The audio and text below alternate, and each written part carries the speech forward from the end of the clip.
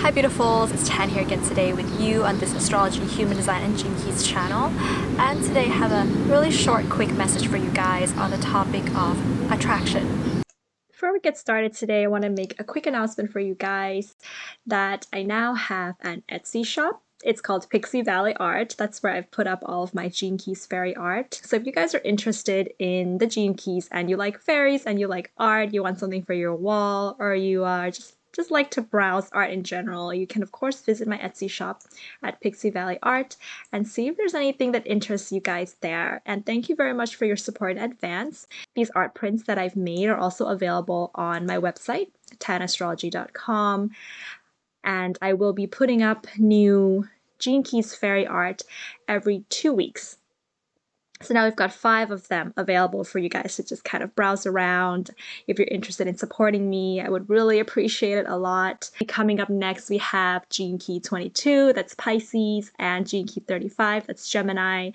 Every 2 weeks, there'll be new prints, and yes, I have big plans for them. I'm really excited to keep making more art.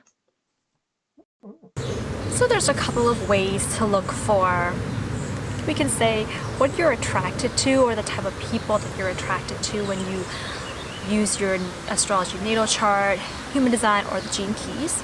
So if you look at your astrology natal chart, we tend to look at the 7th house for that, and sometimes the 8th house.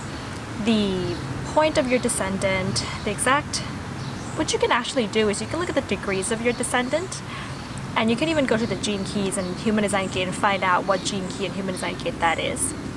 You can also look at just the sign that rules your descendant, planets in there, the sign that rules your 8th house, any planets in there, and you can get a sense of what you're attracted to in other people. Now in the Gene Keys, there's a particular sphere at the bottom of your whole genetic profiles, almost at the bottom. That's called the sphere of attraction, and that's going to tell you a lot about the people and the things that you are going to be attracted to and drawn to, as well as looking at the programming partner of that particular Gene Key. So for example, if let's say that your attraction sphere in the Gene Keys says it's Gene Key 56, you could be attracted to the archetype of the 56 and the archetype of the 60, which is the programming partner of the 56. That's what I tend to find there. And of course in human design, you can look at hanging gates that are coming from one channel and they want to get to another gate and they're not getting there, you're attracted to the other gate. You can also look at your defined centers and undefined centers. You're going to be attracted to the defined center of another person in which you have that center undefined. So there's various different things that we can look at in astrology, human design, and the Gene Keys to see attraction. But the message that I want to bring to you today is that I want to kind of like say that attraction is not love.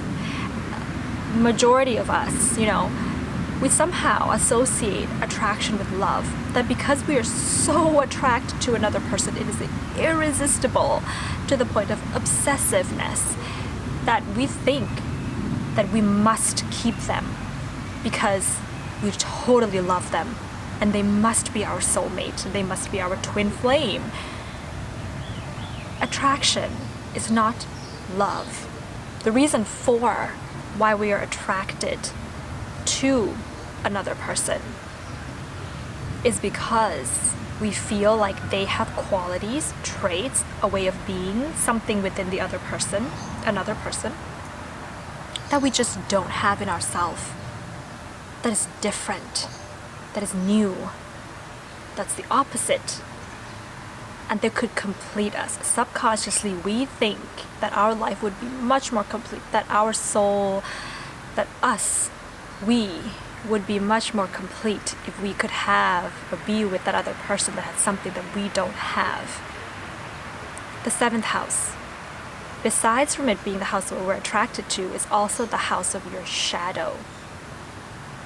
The 8th house is also the house of your shadow, and these 2 houses represent the things that we repress, the things that we tried to show when we were younger, but our parents, our family, the society told us that this was not okay.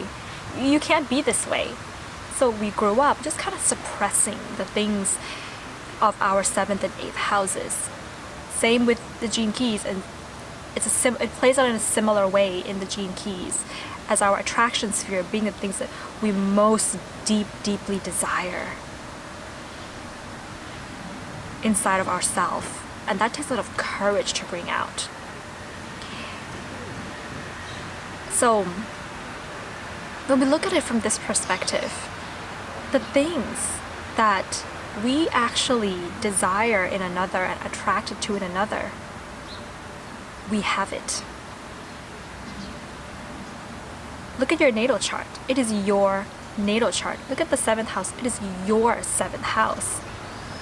Look at the attraction sphere and its programming partner in the gene keys. It is your attraction sphere. So therefore, on certain levels, we can even say that attraction is somewhat of an illusion. Because if you could cultivate the energies of your 7th house, your 8th house, your attraction sphere, its programming partner,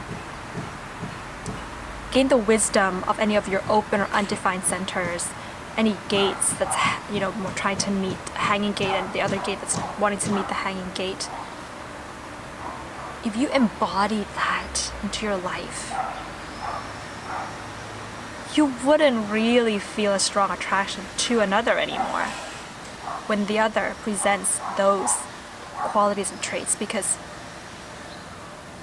it doesn't seem like it's something very different. It doesn't seem like it's something new anymore. It's like, I'm already playing out those things. But of course, in order to do that, you may have to do shadow work, with the 7th house. You may have to unlock a deeper desire within you, some repressed sexual energy, which is really energy in general, creative energy. You're gonna have to unlock some creative energies within yourself. That's gonna require a lot of courage, maybe a rebirth process. Being in touch with your sense of freedom and getting the courage to realize that you may not fit in.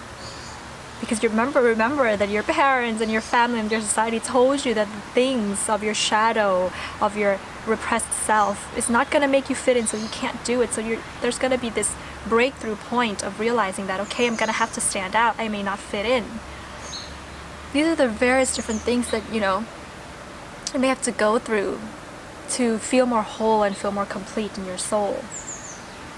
And then when you do, you'll admire that in another. You'll admire the 7th house traits. You admire the attraction sphere, its programming partner traits in another. But you don't feel compulsion. You don't feel attraction in that sense.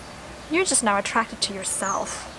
And that passion, those desires, you're just attracted to yourself. And that's beautiful and a wonderful thing to be attracted to. And you don't need another person to complete you. You complete yourself. Now, love. All the energies, all the planets in astrology, I feel that at their higher frequency have that ability to love. Mercury can love at its higher frequency. Jupiter can love in its own way. Uranus is going to love in its own way. And there is a gene key sphere called the SQ in the middle of your whole genetic profile. That's the point of love. And love is unconditional. Love is something that you want to be able to give other people. And so your planets at its higher frequency, that SQ at its higher energy frequency, you can give it to anybody. And anybody can receive it. And of course, you want to be able to receive that as well from other people. But you don't need it because it's there for you to give. And so that's why we can say that it's more of this energy where you're here to be able to unconditionally give that to other people. But it's unconditional because we can all have a little bit of the different ways of love. It's like there's languages of love. In the gene keys we can say there's 64 gene keys, there's 64 languages of love. So we can all receive the higher frequency of the various different gene keys in its SQ point from anybody. We can receive it from our friends, we can receive it from our parents, we can receive it from an acquaintance, we can receive it from a colleague, we can receive this. I hope that's kind of making sense, guys. And so that's gonna be like a short message that I have for you guys today. I hope that you enjoyed listening to this, and yeah, and love is freedom. Yes, just allowing another to fly like a free bird, because that is unconditional love. You say, let's say, you know, your SQ is gene key 60. At the city, it's justice. I'm gonna give you justice. That's how I love you. I love you with justice. And the other person's like, hey, why not? I wanna receive that justice. Although my love language or my SQ is something different, but I wanna receive the justice from you anyway, and I'll give you what I can give you. And we're just learning, and we're like, but if you're not giving that to me, that's fine. I'm gonna go and give love to somebody else, or can give that love to another person. But when you want to give it to me, I'm here to receive it.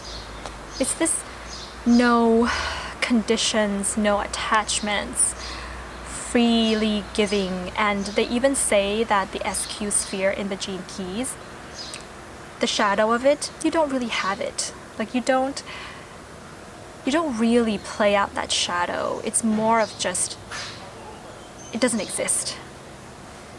That if you're not tapping into the gift or the city of it, that SQ, that particular sphere, it's just not gonna even be there. Whereas all the other spheres, if you're not accessing the gift or the city of it, the shadow will play out consistently. But with the SQ, it's like if you're not acting out the gift or the city of it, it won't even be there in the first place. It's not that the shadow's gonna play out, it's just, it's not gonna exist. That kind of made sense. That's the purity of love there. So yeah, beautiful souls, that's gonna be it for today's video. If you have anything else to share, do comment below. I love reading all of your thoughts, your insights, your ponderings and contemplations. If you would like a reading from me, you can also visit my website. There are lots of services available there, as well as new Gene Keys Fairy Art prints that are now available. I'm doing new prints every single month, so stay tuned to that on my website, and you can purchase them if you like. All right, beautiful souls, sending everybody attraction for yourself and lots of love. Bye.